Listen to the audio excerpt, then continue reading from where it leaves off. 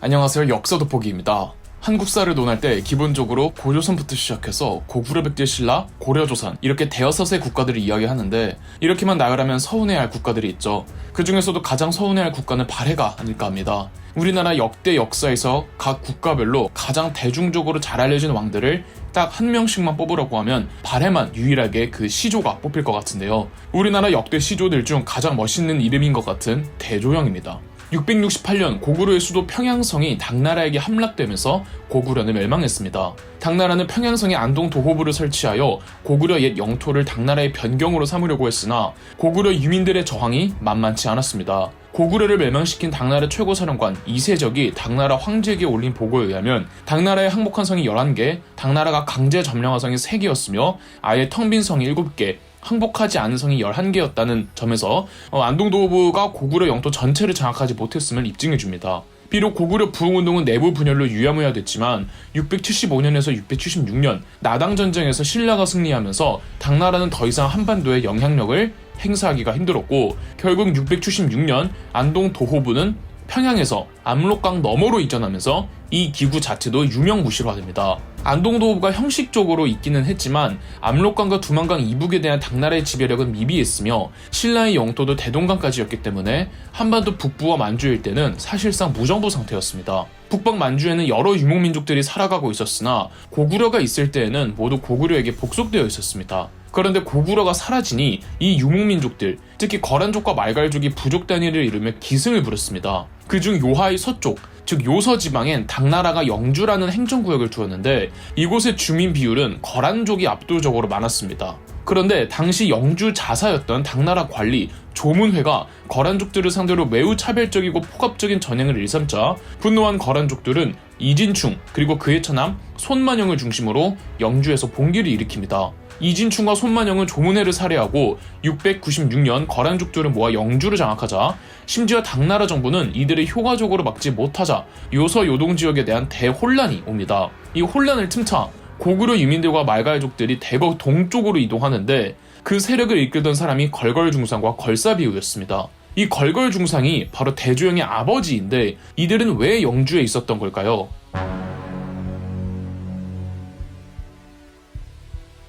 (668년) 고구려의 멸망 후 당나라는 고구려 유민들의 저항의 싹을 자르기 위해 고구려 유민들을 중국 본태로 강제 이주시키는 정책을 강행했습니다. 말갈족을 비롯해 여러 소수민족들도 있었는데 이들도 모두 고구려 유민들과 함께 중국으로 강제 이주당하기도 했습니다. 아마 걸사비와 걸걸중상 등도 이때 영주로 이주한 게 아닌가 싶습니다. 영주는 고구려 유민들과 말갈족 등의 소수민족들이 중국으로 이주될 때 반드시 통과하는 관문 같은 곳이라 민족 구성이 다양했거든요. 이 영주에서 고구려 유민들을 이끄던 사람이 걸걸중상이었으면 말갈족을 이끄던 사람이 걸사비우였습니다. 걸걸중상과 걸사비우의 이름에 유사성이 있어서 둘이 친인척 관계나 의형제를 맺어 성씨를 바꾼 게 아니냐는 의문이 드시겠지만 두 사람의 관계가 아직까지 밝혀지지는 않았습니다. 거란족이 이진충의 반란을 일으키고 영주 지역에 혼란이 일 때 걸걸중상이 고구려 유민들을, 걸사비우가 말갈족 유민들을 이끌고 영주를 탈출했다고 합니다. 걸걸중상의 성은 대씨라고 하는데 일부 기록에선 또 대씨라는 말이 없습니다. 걸걸중상이 대조영의 아버지라면 당연히 성이 대씨인 게 아니냐고 하면 이 걸걸중상의 풀네임은 대걸걸중상이 되겠죠? 걸걸중상의 성씨가 대씨라고 한 것은 중국 측 기록입니다. 이 걸걸중상은 정말 베일에 감추어진 인물인 게 만약 고구려 멸망 전에 고구려 사회에서 나름의 입지가 있던 사람이라면 그 기록이 있을 텐데 혹은 그 출신이라도 적혀 있어야 할 텐데 고구려 멸망 전 걸걸중상은 어떤 사람이었는지 전혀 기록이 없다는 겁니다. 그래도 고구려 유민들을 통솔했다는 것을 봐서는 리더십을 갖춘 사람이었고 고구려 사람인 건 맞았겠죠. 걸사비우 역시 말갈족 추장이었기 때문에 말갈족들이 걸사비우를 따랐을 겁니다. 걸걸중상과 걸사비우에 대해 확실한 건 아무것도 없지만 두 사람이 각각 고구려인 말갈족 추장인 점은 믿어도 좋을 것 같습니다. KBS 대하드라마 대조영이 워낙 큰 인기를 얻어서 걸사비우가 대조영과 같은 세대로 알고 계시는 분들이 있을 텐데 물론 정확한 출생 연도를 알 수는 없지만 세대로만 따진다면 걸사비우는 걸걸중상과 같은 세대, 즉 대조영에게는 아버지뻘이었습니다.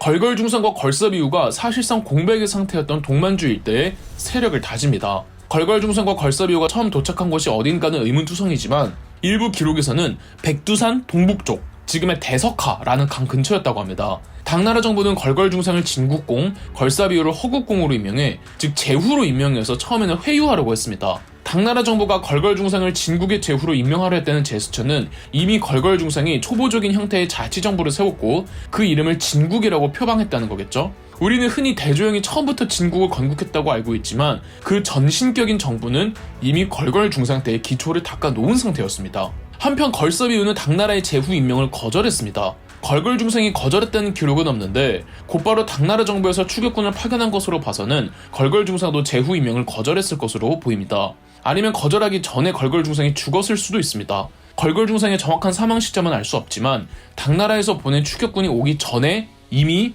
걸걸중상은 병으로 사망한 상태였거든요.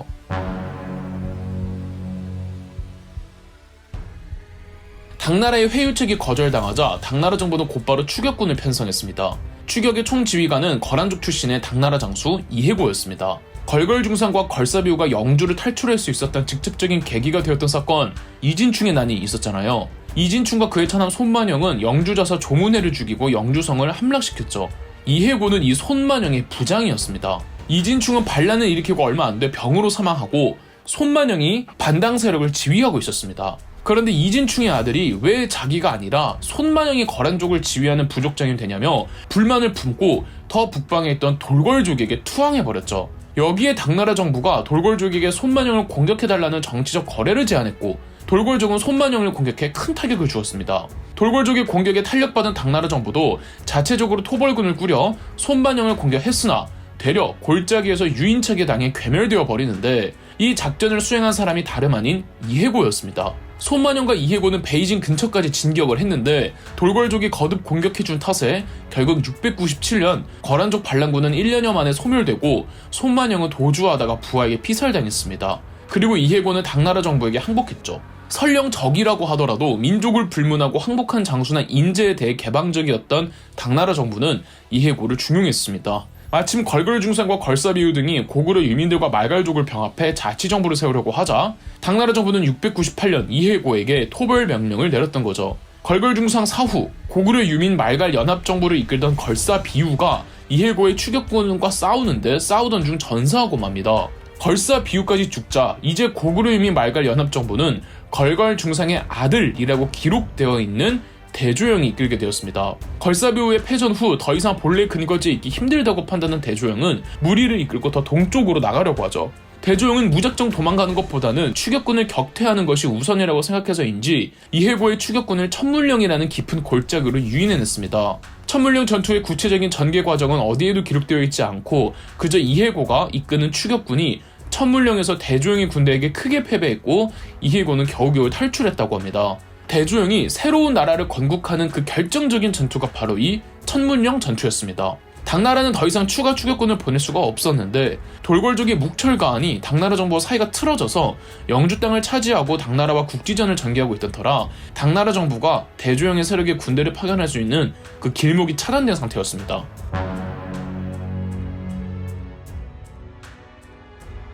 (698년) 지금의 중국 길림성 돈화시에 도착한 대조영과 그 세력은 동모산에 도읍을 정하고 국가를 선포했으니 초기 국명은 진국이었습니다. 원래 이 세력을 이끌었던 걸걸중상과 걸사비우 사후 고구려 유민과 말갈족 연합 세력을 하나의 구심점으로 몰 필요가 있던 대조영은 계승의식을 내보이고자 일부러 국명을 진국으로 유지한 듯합니다. 그러나 대조영도 아버지의 영향력으로부터 벗어나고 싶기도 했고 본인이 국가의 시조로 거듭나기 위해서는 국명을 계속 진국으로 유지할 시 그 시조는 자기가 아닌 아버지 걸걸중상이 되기 때문에 곧바로 국명을 발해로 바꾸었습니다. 그리고 발해의 시도 대조영을 고왕이라고 부르죠. 발해가 건국되었다는 소식이 동아시아에 퍼지자 고구려 유민들과 만주의 다른 소수민족들이 삼삼오오 모여들었고 점차 발해의 덩치도 커지게 되었죠. 유두공의 발해고에는 대조영이 일찍이 고구려 장수가 되었는데 아주 용맹스러웠고 말타기와 활쏘기를 잘하였다고 기록되어 있습니다. 그리고 중국 측 기록 구당서에 의하면 대조영은 본래 고구려의 별종이다. 고구려가 멸망하자 가족을 데리고 영주로 이주했다고 되어 있습니다. 그런데 이 대조영도 아버지 걸걸중상처럼 고구려 멸망 전의 자료나 기록은 전무합니다. 대조영의 출생 연도를 알 수는 없지만 우리 합리적으로 추론 한번 해볼까요? 고왕 대조영은 발해를 698년에 건국했으니 고구려 멸망 668년으로부터 정확히 30년 후의 일입니다.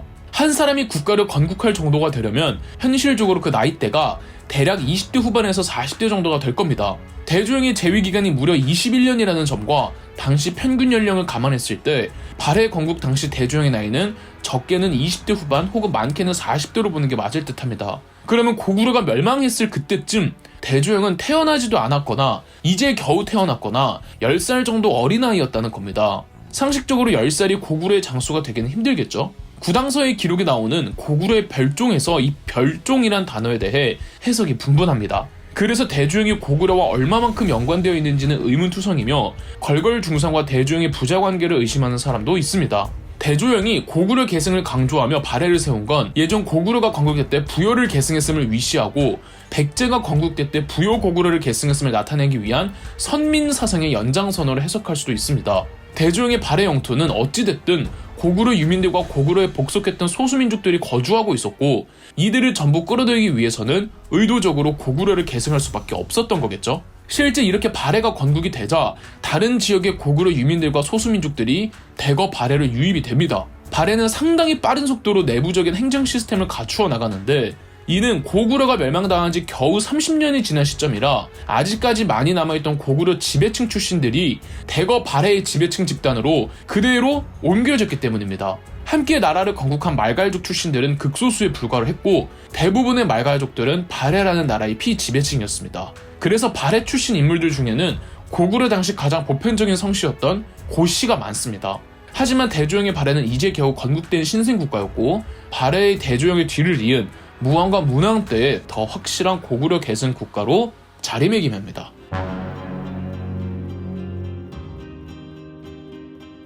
발해는 고구려계 유민들과 말갈계 피지배층들이 모여 만든 국가잖아요. 그런데 이 말갈족도 당시에는 크게 9개의 부족이 있었습니다. 발해 건국에 참여한 말갈족은 송말 말갈이었습니다. 다른 말갈족 부족들도 대부분 발해로 유입됐지만 발해 정권에 가장 반발했던 말갈족이 지금의 블라디보스토크에 거주하던 흑수 말갈이었습니다. 흑수 말갈은 발해라는 국가를 매우 위협적인 존재로 인지하여 당나라와 교류하며 당나라와 흑수 말갈 사이에 낀 발해가 정치적으로 양쪽에서 압박을 받고 있었습니다. 기록에는 발해 무왕이 신하들에게 이렇게 말을 했다고 하는데요. 흑수 말갈이 처음에는 우리에게 길을 빌려 당나라와 통교하게 되었고 지난번 돌궐에게 토둔을 요청할 적에도 모두 우리에게 먼저 알렸다. 그런데 지금 당나라의 관리를 요청하면서 우리에게 알리지 않았으니 이는 반드시 당나라와 함께 앞뒤에서 우리를 공격하려는 것이다. 당나라에서는 흑수 말갈 쪽에 대놓고 당나라 관리를 파견하기도 했는데요. 당나라 본인들이 멸망시킨 고구려가 다시 나타나 만주에서 영향력을 행사하려고 하니 여간 거슬리는 게 아니었겠죠. 발해의 무왕은 아들 대도리행을 당나라로 사신을 보내 우선은 발해와 당나라 사이를 조율하도록 합니다. 발해의 무왕이 당나라에게 고개를 숙이려고 했다기보다는 무왕은 더 약한 흑수 말갈을 치려고 했고 당나라가 흑수 말갈을 구원 못하도록 외교적인 방식으로 당나라를 잡아두려던 계획이었습니다. 무왕은 흑수말갈 원정을 준비하는데 발해 내부적으로도 흑수말갈 원정을 두고 강경과 온건으로 나뉜 듯합니다. 무왕은 아주 강경한 정벌론자였는데 무왕이 원정군 사령관으로 임명한 무왕의 동생 대문예는 원정에 반대하던 온건파였습니다.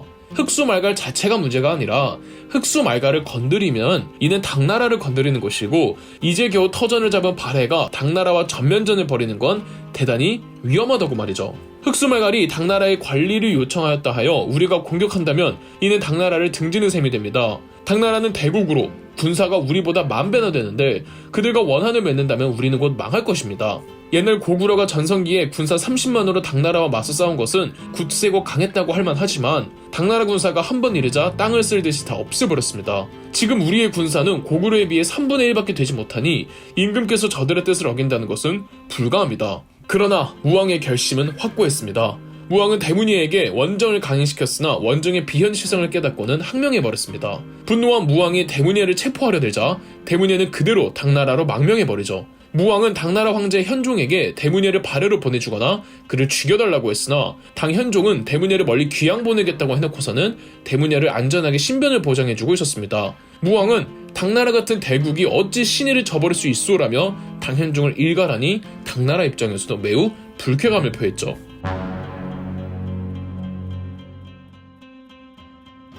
이렇게 발해와 당나라 사이가 점점 나빠집니다. 발해는 정치적인 동맹국이 필요로 했습니다. 이제 건국된 지 얼마 안 된 나라라 아직 우방국이 별로 없었고 당나라와 흑수말갈과는 사이가 틀어져 있으며 신라도 고구려를 멸망시킨 나라라는 인식 때문에 신라와도 껄끄러움이 있었죠. 남은 건 일본이었습니다. 일본은 고구려 때와도 사이가 나쁘지는 않았죠. 727년 발해 무왕은 일본에 사신을 보내 최초로 국교를 체결했습니다. 이때 사신단이 거친 풍랑을 만나 홋카이도 섬으로 표류했는데 그곳의 원주민 아이누족의 공격을 받으며 몇 명의 사상자를 내고 겨우 탈출해 일본의 수도였던 교토에 도착했다고 합니다. 이후로 발해와 일본은 발해가 멸망할 때까지 좋은 관계를 유지합니다. 일본이 발해의 국교 요청에 큰 거리낌 없이 바로 환영한 건 일본도 발해를 고구려의 연장선으로 인식했기 때문입니다. 이때 무왕이 일본에 보낸 국서에는 발해는 고구려의 옛 땅을 회복하였고 부여의 유속을 잇게 되었다며 발해의 건국 이념과 정체성을 명시하였고 일본도 발해의 왕을 표현할 때 고려의 왕이라고 불렀죠. 그리고 일본 측 기록 속일본기에는 고구려 사신들의 방문이 당나라의 공격 이래 중단되었다가 727년 다시 재개하였다는 표현을 썼고요.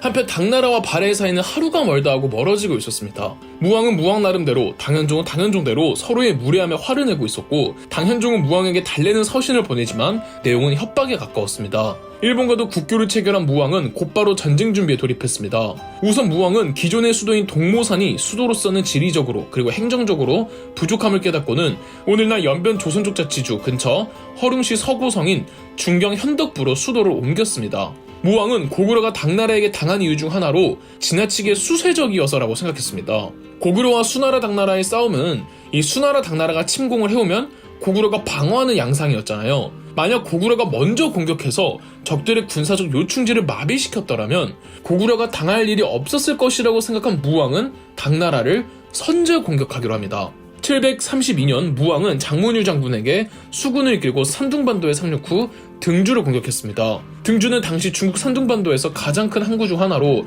무역항인 동시에 당나라 수군의 기지가 있던 군사적 기능도 수행하던 곳으로 역사적으로 중국이 한반도를 칠 때 언제나 중국 수군은 이곳 산둥반도에서 출발을 한답니다. 이곳을 발해군이 공격해서 점령을 했고 장문유 장군은 등주 자사 위준을 죽이기까지 했습니다. 등주를 초토화시켜 놓은 뒤 장문후는 돌아갔습니다. 승기를 쥐고 있었음에도 그냥 돌아간 이유는 장문후의 전략적 목표는 영토 확장의 개념이라기보다는 언제나 산둥반도는 중국이 한반도를 침공할 때 보급항으로 사용했기 때문에 혹시 추후에 벌어질 전투를 대비해 중국의 보급 기능을 와해시킨 것이라고 해석해볼 수 있겠죠. 당나라는 신라에게 서신을 보내 발해의 남부지방을 치도록 하였습니다. 신라는 나당전쟁 이후로 당나라와 국교를 회복하지 못하고 있었는데 당나라와 관계 회복을 위한 기회라고 생각해 대군을 조직해 발해 남부로 보냈으나 겨울철에 혹독한 추위로 인해 제대로 된 전투를 해보지 못하고 철수하였다고 합니다. 아마 신라는 실제로 발해랑 싸우려고 했다기보다는 싸우는 척만 하며 당나라 국교 회복을 도모했던 것으로 보입니다.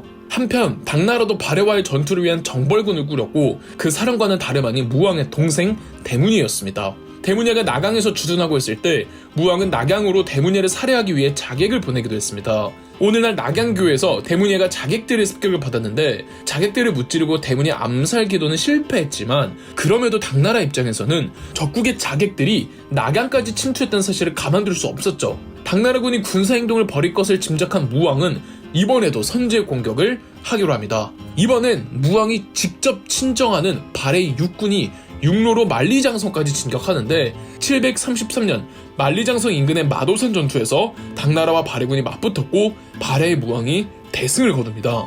당현종은 급하게 만리장성 쪽으로 증원군을 보내며 겨우겨우 만리장성을 사수합니다.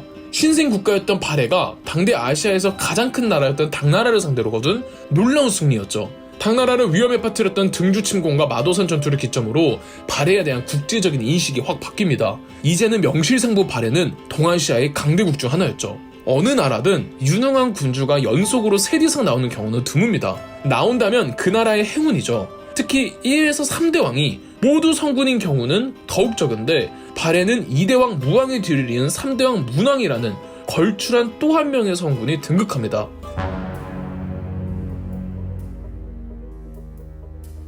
발해 문왕은 즉위하면서 대흥이라는 독재적인 연호를 사용하였습니다. 문왕은 평화의 군주였습니다. 발해 무왕 때 발해가 당나라와 전쟁을 벌이는 등 적대적 관계였지만 무왕 제2 후반기에는 사신을 보내며 화친을 맺습니다. 그러나 이것이 양국의 대외적인 교류를 했다기보다는 싸운 거에 대한 화해 정도였습니다. 당나라와의 본격적인 친선 교류를 문왕 때 이루어졌죠. 중국 측 기록을 보면 발해 문왕이 당나라의 사신을 굉장히 많이 보낸 것을 알 수가 있습니다. 그렇다고 당나라와 발해 사이에서 상하 관계가 이루어진 건 아닙니다. 발해 무왕 때 2번이나 전쟁에서 패배하면서 당나라는 결코 발해를 무시하지 못했습니다. 발해 무왕이 발해의 국력과 위상을 높여주었기에 발해 문왕은 당나라와 상호 존중을 하며 문화적인 교류를 이어갈 수 있었죠. 그리고 당시 당나라는 세계에서 가장 잘 나가는 국가였습니다. 다양한 세계의 온갖 문물들이 당나라로 녹아들었으며 당나라를 중심으로 여러 국가들이 서로 관계를 맺고 있었습니다. 오히려 당나라 중심의 세계 질서에 끼지 못하고 폐쇄적으로 문을 닫는 것이 바보 같은 일이었죠. 발해가 더 성장할 수 있던 요인으로는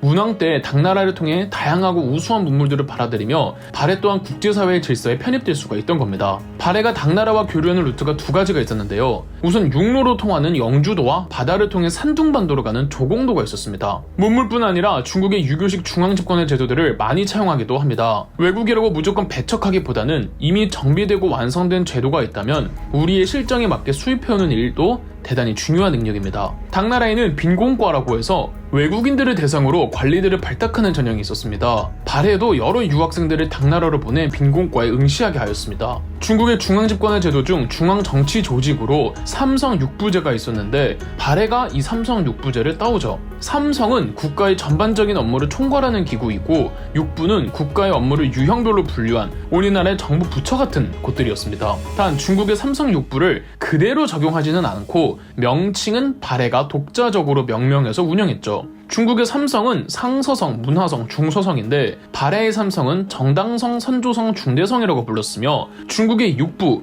이호예병 형공부는 충인의지 예신부로 명칭을 바꾸었습니다. 전부 유교식 명칭들이죠. 발해의 국무총리는 정당성 소속의 대내상이라고 불렀습니다. 756년 문왕은 수도를 상경용천부로 천도하였습니다. 상경용천부 천도는 두 가지 기록이 있습니다. 원래 대조영이 건국했던 동모산에서 2대왕, 무왕 때 중경현덕부로 천도한 뒤 3대왕, 문왕 때 상경용천부로 수도를 옮겼다는 기록과 2대왕 무왕은 천도를 하지 않았고 3대왕 문왕 초기에 동모산에서 중경현덕부로 천도한 뒤 다시 상경용천부로 옮겼다는 기록이 있죠. 뭐가 됐든 발해는 중경현덕부에서 상경용천부로 천도를 한 것인데 상경이 중경보다 발해의 북쪽 내륙에 위치하고 있었습니다. 상경용천부 천도는 더 넓어진 발해를 통치하기 위해선 수도가 국가의 가운데에 위치할 필요성에서 이루어진 것으로 보입니다. 문왕은 발해의 귀족 청년들에게 유학을 가르치는 국립교육기관 주자감을 신설하기도 했습니다. 아까 관청의 명칭도 그렇고 문왕의 정책들은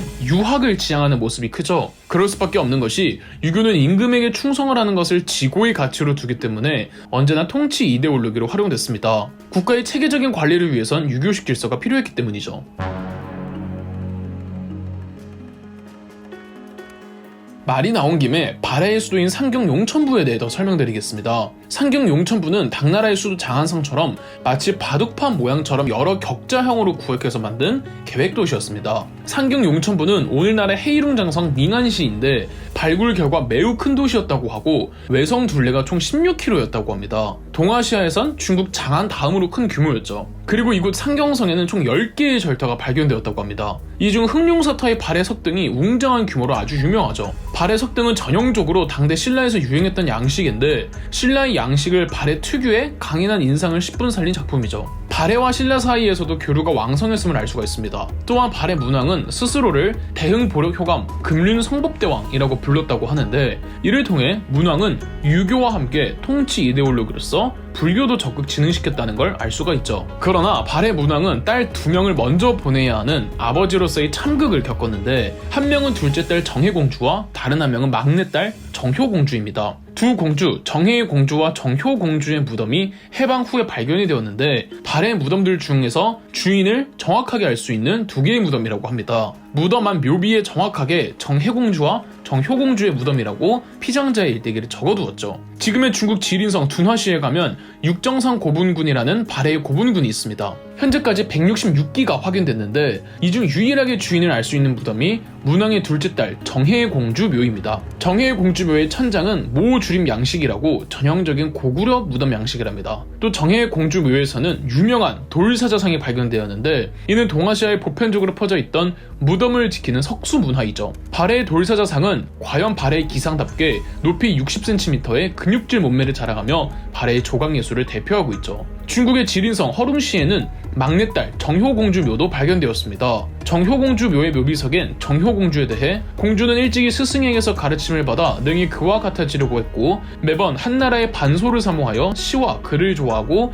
예학을 즐겼다고 나와 있습니다. 정효공주 무덤에는 고분 벽화가 그려져 있는데 이 벽화를 통해 발해인들의 복식과 얼굴까지도 알 수가 있습니다.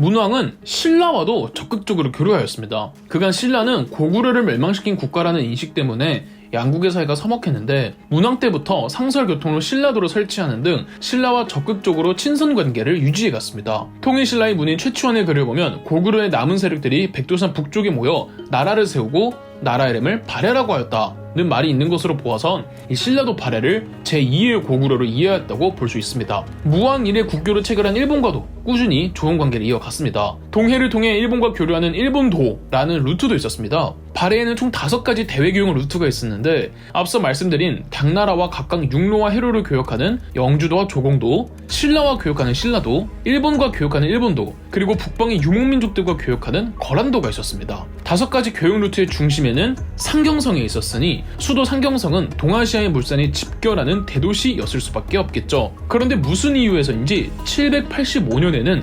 동경용원부로 수도를 다시 옮겼습니다. 동경용원부는 오늘날 한반도 북부의 함경도라는 설과 두만강 바로 위쪽인 지린성 훈춘시라는 설이 있습니다. 상경용천부보다 더 바다와 가까워졌다는 특징이 있는데요. 문왕의 동경천도에 대해서는 더 많은 연구와 해석이 필요할 듯합니다. 문왕은 막내딸 정효공주의 죽음 이후 건강이 급격하게 나빠집니다. 793년 이 걸출한 국왕 문왕이 숨을 거둡니다. 문왕의 재위기간은 무려 57년으로 발해의 전체 역사가 200년이 조금 넘으니 발해의 역사 4분의 1을 혼자서 차지했던 거죠. 문왕이 외교적으로 크게 성과를 낸 덕에 동아시아는 약 150년간 평화의 시대를 누리게 되었습니다. 무작정 힘으로 누리기보다는 여러 이웃 국가들과 경제적으로 그리고 문화적으로 교류하며 자국의 국력을 번성시키는 것이 진정한 강대국의 조건이 아닐까 합니다. 그러나 문왕 이후 발해는 급격하게 쇠퇴하는데요. 문왕의 후계부터가 무언가 비정상적으로 계승되었습니다. 문왕 이후 발해는 대체 무슨 일이 일어났길래 쇠퇴했던 것일까요? 4부에서 찾아오겠습니다. 그럼 역사돋보기였습니다. 영상 재미있으셨다면 구독과 좋아요, 알림 설정까지 해주시면 감사드리겠습니다.